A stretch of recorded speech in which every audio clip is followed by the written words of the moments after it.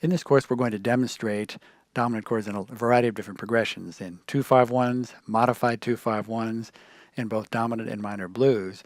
And the dominant chord is unique among the 5 chord qualities in the sense that we're using tensions, which are not normally in the scale or the chord, and those are the raised and lowered 5th and 9th to create resolution. I've gone into altered dominant harmony in quite a bit of detail in my second TrueFire course called Modern Improvisation, but I'd like to give you just an overview of that now because you're going to be hearing quite a bit of that in this course. So if I had to think about a formula for a dominant chord or break it down for you, basically the dominant chord in its stripped down form is 1-3-5 flat 7, which is this sound. I'm in the key of C, and the arpeggio that accompanies that chord, which are essentially the same notes, are 1-3-5 flat 7. And that's the sound that all these other sounds I'm about to mention to you or go into with you are built upon. And we do refer back periodically to the basic dominant sound as well, so that the more extended harmony is grounded in something. And that's true in terms of what I do with any substitution. So essentially what we're going to do is use 4 modes of the melodic and harmonic minor to generate tensions over a dominant chord, and then those can be plugged into situations like 2-5-1s or situations in which we reharmonize the tune and make a 6 or a 3 chord dominant. And the modes are a little bit arcane sounding and a bit complicated, but I'm going to break it down for you in a way that I think is easier to retain and remember. We're going to simply think about melodic and harmonic minor chords, scales, and arpeggios in 4 different keys, all layered over or superimposed over the top of a basic dominant chord, and essentially going back and forth between the 2 sounds. So basic dominant, in its sort of stripped down essence, is 1-3-5 flat 7. So if I'm in the key of C, that would be C, E, G, and B flat. And then a basic melodic minor arpeggio is actually a pretty good place to start. And melodic minor scales and arpeggios are simply a major scale and arpeggio with the 3rd flatted. So my 4 keys, which give me different varieties of tensions, are a half step above the dominant chord, a whole tone below, a 4th, and a 5th above. This is true for both melodic and harmonic minor. And essentially what I'm giving you are 4 modes of those scales. They have names, if you want to know what they are. If I play the melodic minor a half step above a dominant chord, that essentially is using the 7th mode of the melodic minor. That's called superlocrian, or the altered scale. Some people will teach it to you that way. If I play a melodic minor a whole tone below, that's the 2nd mode of the melodic minor, and that's called sus flat 2. It's also a sound that works over a minor chord. If I play melodic minor a 4th above, that's the 5th mode. That's called mixolydian flat 6. And if I play the melodic minor a 5th above, that's the 4th mode. That's called Lydian dominant.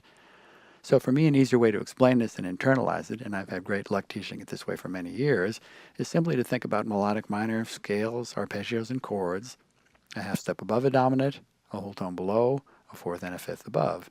If I'm playing the arpeggios, we're using a little less tension. If I play the scale, we use a bit more, and I mix them together. Although I think you'll hear in the chorus, as you hear me improvise, that I tend to favor the wider intervals of the arpeggios, but that's very much personal preference. So let me show you what these sound like. And I think if you're not exactly sure about how to formulate melodies, mixing 2 things together, that technical skill will eventually yield something that feels like melody if you're essentially just going back and forth between the 2 sounds in a very random way. I'll do a little demonstration here. If we take a C dominant 7th arpeggio, which is simply 1-3-5 flat 7 in C, so that's simply C, E, G, and B flat, and a C sharp melodic minor, that's the 1st key I mentioned to you, which is a half step above. If I play a basic C sharp melodic minor arpeggio, that's C sharp, E, G sharp, and C.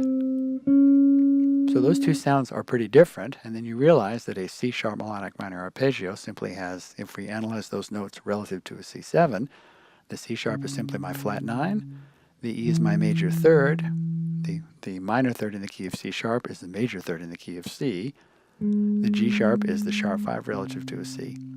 So my C sharp melodic minor arpeggio is a C7 that would have a flat 9 and a sharp 5. So if I simply go back and forth between the 2 sounds, and I would suggest if you're doing anything new, that you go slowly enough to give your ears and your fingers a chance to take in the sounds and begin to at least make sense of it technically.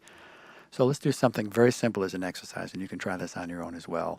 Take any 4 notes of a C dominant 7th arpeggio, and any 4 notes of a C sharp melodic minor arpeggio, and any 4 notes of a C7, and any 4 notes of a C sharp melodic minor. I'm just going back and forth in a random way, guys.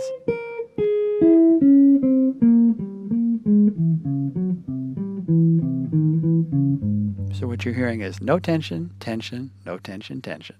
C7, C sharp melodic minor, C7, C sharp melodic minor, and bear in mind that they do have two notes in common. They both share an E and a C. Now, if you want to hear how those tensions create resolution, here's a little exercise that I have my students do, and this always works great. We can take a simple 4-bar phrase, and this could be something that you encounter in a song, but in this case we're using it as an exercise. I'm going to take 2 bars of C7 and 2 bars of F dominant 7. If I play those without the tensions, it would simply sound like this. There's my F, C. Actually, I'm doing a bar each. That's probably enough. No, I'm going to make it 2 bars each. There's my F7. So if I just play the arpeggios of those two changes without any tensions, without any embellishment, it's going to sound like.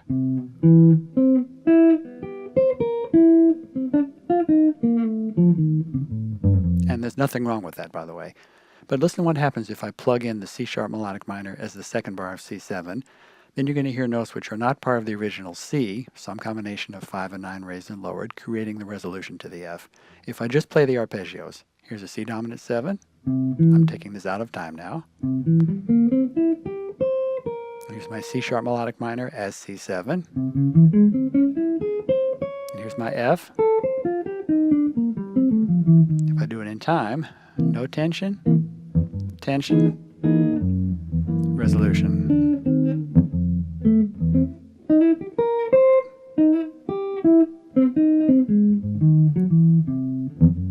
I really didn't do much but simply play the arpeggios. I'm plugging in this sound. Here's my C sharp to my F. C7, C sharp melodic minor arpeggio. So what you're beginning to hear is the so-called altered dominant sound where we're using tensions to create resolution. And I'm doing it by using the melodic minor, scale, arpeggio, chord, a half step above the dominant chord. So for example, here's a C sharp minor major 7. Here's the C7. They're not so different. So this C sharp melodic minor could be a kind of a C7. Here's another one that works well. You may know this chord, which is a C7 sharp 9. There's a bit of tension there already. Here's a C9 with a D on top. Now it's a C7 sharp 9, familiar chord because everybody knows Purple Haze, and that's what Jimi Hendrix plays on Purple Haze. So here we are in the key of C. If I play a C sharp minor 9 and then play a C sharp minor major 9, that could also be a kind of a C7. It's not so different from this C7 sharp 9. So the point being, I'll also use C sharp minor major or melodic minor chords as altered dominant chords. C sharp minor major 9 in this case is also functioning as a C7 flat 9 sharp 9. So if I'm playing a 2-5-1 in the key of F, maybe I'm playing G minor.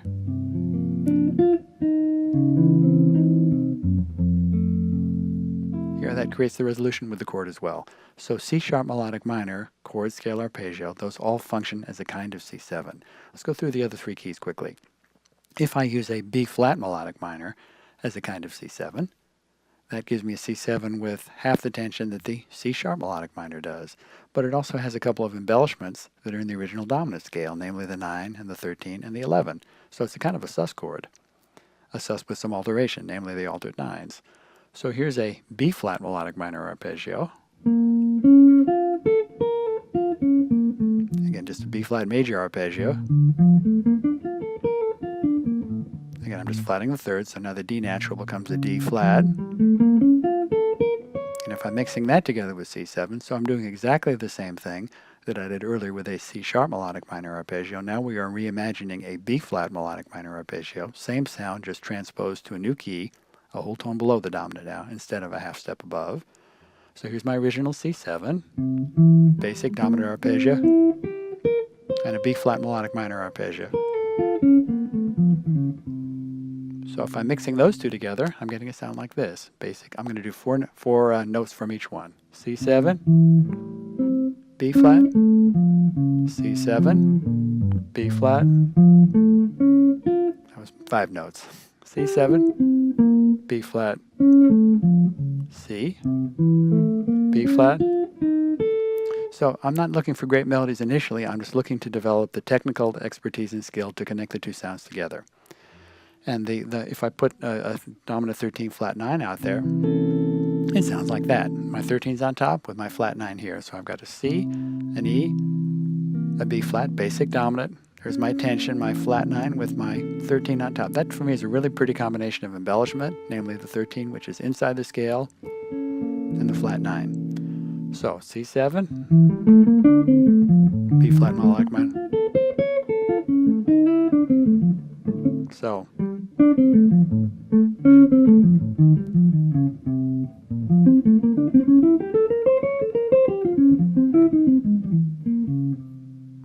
a different combination of tensions, less tension by half, but the B flat melodic minor is functioning as a C7. Two more keys. We have F melodic minor. And F melodic minor essentially just introduces one tension, namely the flat 6. It also has a 9 and an 11 in it, which are notes which are embellishments inside the scale. So here's a basic C7. Here's a C7 that has a flat 6, and if I think C7 and F melodic minor, so back and forth between those two.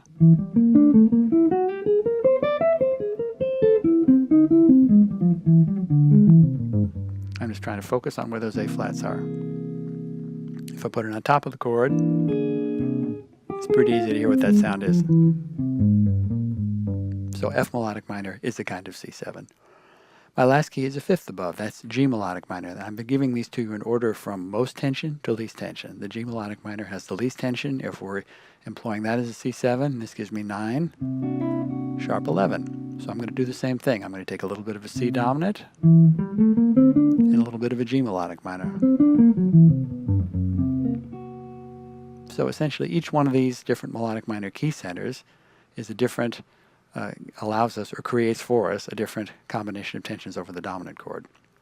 And these are sounds that I use quite a bit as we're moving through the different modified 2-5-1 progressions and dominant and minor blues. Now we can do the same thing with harmonic minor. Those same four keys, namely half step above, whole tone below, fourth and fifth above, also generate different combinations of tensions against the dominant. I can go through those quickly if you like. So against C7, I will not only use C sharp, B flat, F and G melodic minor, but I'll use C sharp, B flat, F and G harmonic minor. What they give us, I'm going to tell you what they are first, and I'll play them all for you. The C sharp harmonic minor keeps all the tensions that the C sharp melodic minor does, but puts the 13 back into the mix. So that's maybe the most difficult one for me to use. I typically find the sound a little bit more pleasant if I'm moving from the 13 to the flat 13, so I usually won't go A flat to A if I'm thinking about an altered sound. I'll play that little part of the whatever line I'm using descending, A to A flat. The other three keys of harmonic minor as dominant introduce one additional tension. So the B flat melodic minor gives me raised and lowered 9 with the 13. The B flat harmonic minor still keeps the raised and lowered 9 with the 13 and the 11, but now adds a sharp 11. So this has 3 tensions as opposed to 2. The F harmonic minor keeps the flat 6 that the F melodic minor gives me over C7, but if I'm playing that as harmonic minor, it introduces a flat 9 in addition to the flat 6. And the G harmonic minor keeps the sharp 11 that the G melodic minor gave me as C7, but now introduces a sharp 9. And I can also play harmonic minor voicings as dominant. So the difference between melodic and harmonic minor, which I haven't actually said until now, is that the harmonic minor keeps the major 7 but now adds a flat 6. So a harmonic minor arpeggio might sound like this in the key of C sharp. And again, to make this sound like a C7, I'm just going back and forth between the two sounds. So a little bit of C dominant, harmonic minor half step above,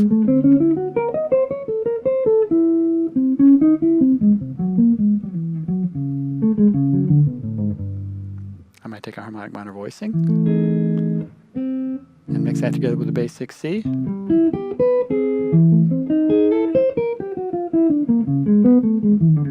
Again, I'm trying to make C sharp harmonic minor now sound like C7. B flat harmonic minor. Basic C, B flat harmonic.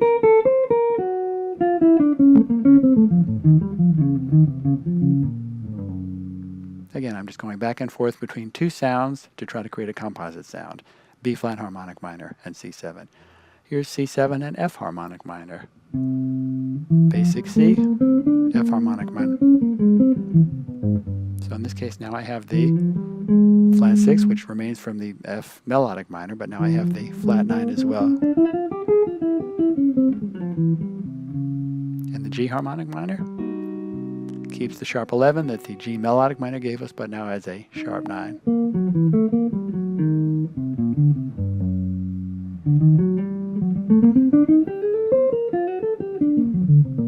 So what we're doing is simply taking 4 keys, the same 4 keys of melodic and harmonic minor, and combining them with the basic sound of a dominant chord. Again, the 4 keys are half step above, whole tone below, 4th and 5th above in the key of C, C sharp, B flat, F and G, melodic and harmonic minor, and those generate varying degrees of tension over the dominant chord. And I'm using a lot of those sounds as we move through the different progressions in this chorus with modified 2-5-1s, dominant and minor blues, and you'll hear me use those sounds. And I think if you just get comfortable with this notion of mixing things together to create a composite sound, this will start to fall together for you too.